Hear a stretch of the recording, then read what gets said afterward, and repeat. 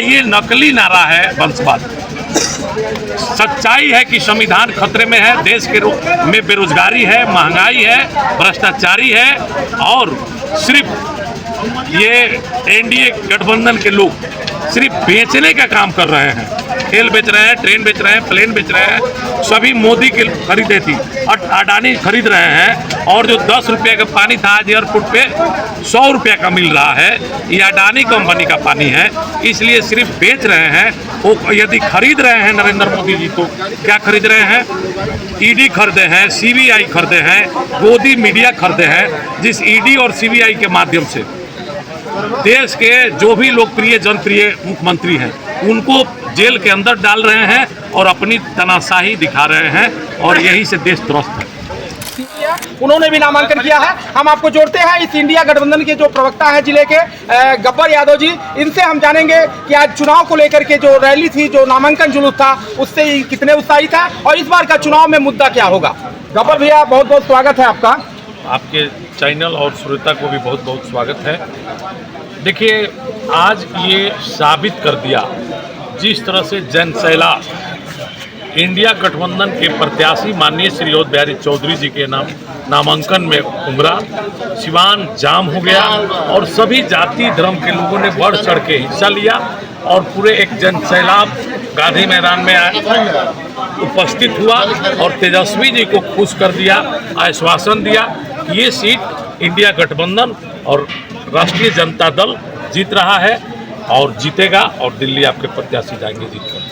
लगातार तेजस्वी यादव भी अपने भाषण में लोकतंत्र पर खतरा बता रहे थे। अभी एक एनडीए के नेता का बयान आया है कि लोकतंत्र नहीं, लालू परिवार जो है वो खतरे में है, लालू यादव की पार्टी खतरे में है। इस पर आपकी क्या प्रतिक्रिया?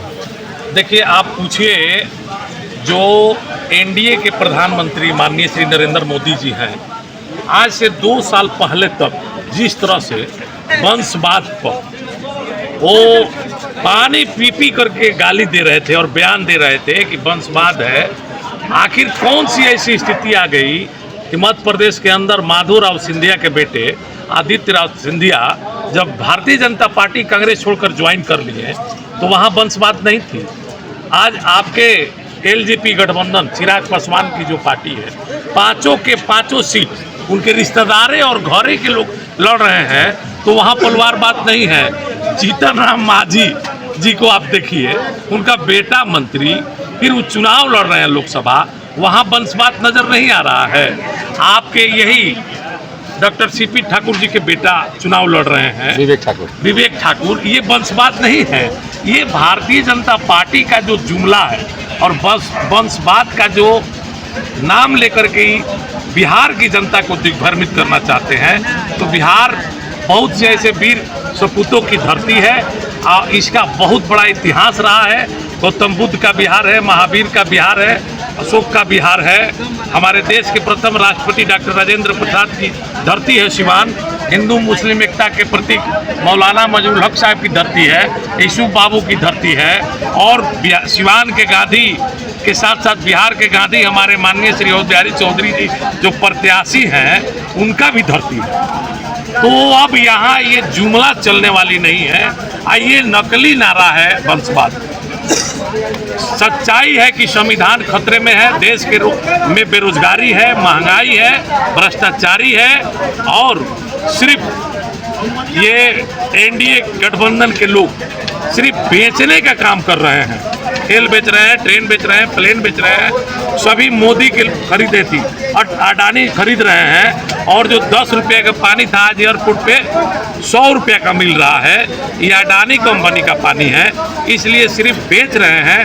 वो यदि खरीद रहे हैं नरेंद्र मोदी जी तो क्या खरीद रहे हैं? ईडी खरीदे हैं, सीबीआई खरीदे हैं, गोदी मीडिया खरीदे हैं, जिस ईडी और सीबीआई के माध्यम से देश के जो भी लोकप्रिय जनप्रिय मुख्यमंत्री हैं उनको जेल के अंदर डाल रहे हैं और अपनी तानाशाही दिखा रहे हैं और यही से देश त्रस्त है।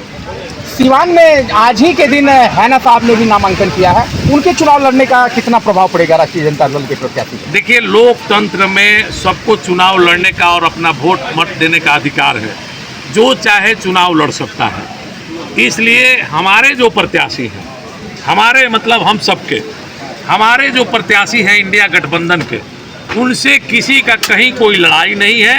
ये काफ़ी अनुभवी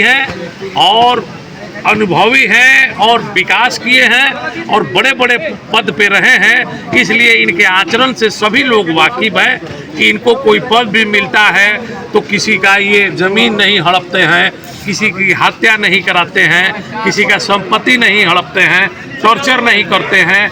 24 घंटा इनका सिवान में ये जो हाउस है दरवाज़ा खुला रहता है, सभी जाति धर्म के लोगों से मिलते रहते हैं। इस अनुभव के कारण लोग यहाँ इनको चुनाव जिताने के लिए उत्साहित है।